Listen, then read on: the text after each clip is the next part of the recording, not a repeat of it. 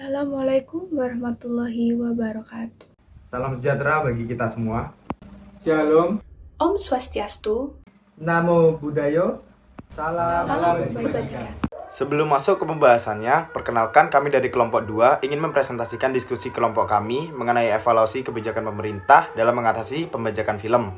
Perkenalkan, saya Virgi Rianita Budi Pratiwi dengan NIM 2317 10 20 10 42. Perkenalkan, nama saya Dama Rizky Prayoga dengan NIM 231 710 301 007. Perkenalkan, saya Zaki Finar Safar Muhammad dengan NIM 231710301091. Perkenalkan, saya Christine Shanipar dengan NIM 231710301002. Perkenalkan, nama saya Nailul Irfan Sapana dengan NIM 231103011043.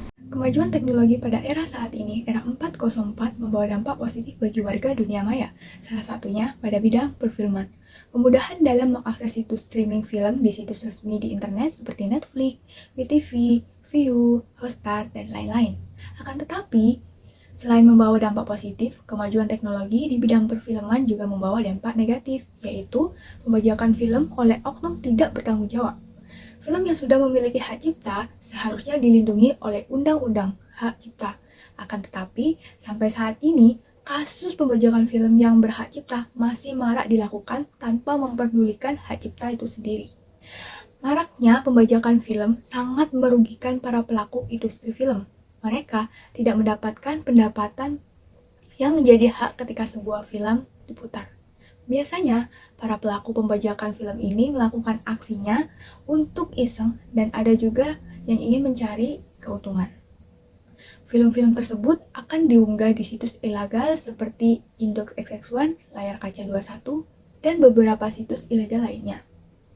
Minimnya pengetahuan masyarakat tentang pembajakan film, ini membuat banyak masyarakat menormalisasi hal tersebut. Padahal, itu merupakan perbuatan yang dilarang dan berimplikasi hukum. Banyak orang tertarik menonton film ilegal karena di situs ilegal tidak dipungut biaya, sehingga banyak orang tertarik untuk menonton di situs tersebut. Karya film termasuk ke dalam kategori ciptaan yang dilindungi sebagaimana tercantum pada pasal 40 ayat 1 huruf M Undang-Undang Nomor 28 Tahun 2014 tentang Hak Cipta. Dalam hak cipta juga melekat adanya hak lain, yakni hak moral dan juga hak ekonomi. Hak moral ada diatur dalam pasal 5 Undang-Undang Nomor 28 Tahun 2014 tentang Hak Cipta.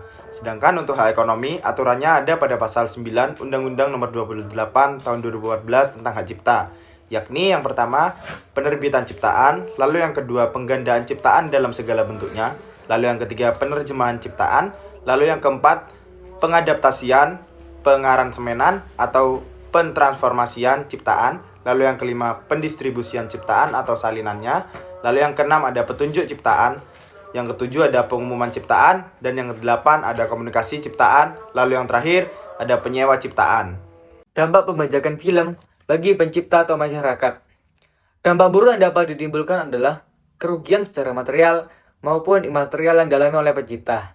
Di satu sisi, pencipta atau memegang hak cipta tidak mendapatkan manfaat ekonomi berupa royalti atas penggunaan ciptaan tersebut, serta hak moral dengan tidak adanya percantuman nama pencipta pada situs tersebut sebagai sesuatu yang melekat pada ciptaan.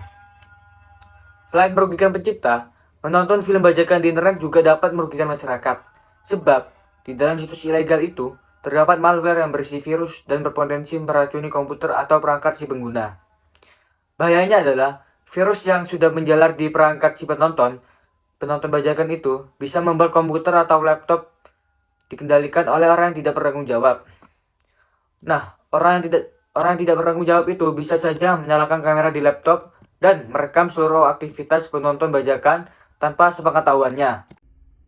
Apa sih kebijakan yang bisa dilakukan pemerintah untuk meminimalisir pembajakan film? Nah, yang bisa dilakukan pemerintah yaitu pemerintah bisa dengan rajin membasmi platform penyedia film ilegal. Sampai saat ini, mengacu data sejak Juli 2019, tercatat lebih dari 1.000 situs pembajakan dan aplikasi ilegal yang telah diblokir oleh Kominfo. Selain membasmi pembajakan, pemerintah harus bisa menyediakan channel menonton film yang legal sehingga ketersediaan film semakin meningkat.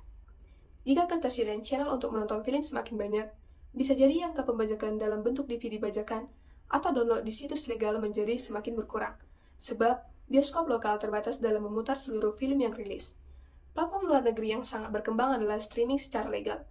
Ini yang seharusnya diperhatikan oleh pemerintah. Selain itu, pemerintah sudah mengatur mengenai pelanggaran terhadap hak cipta, khususnya pembajakan film, yang diatur dalam Pasal 113 Undang-Undang Nomor 28 Tahun 2014 tentang hak cipta.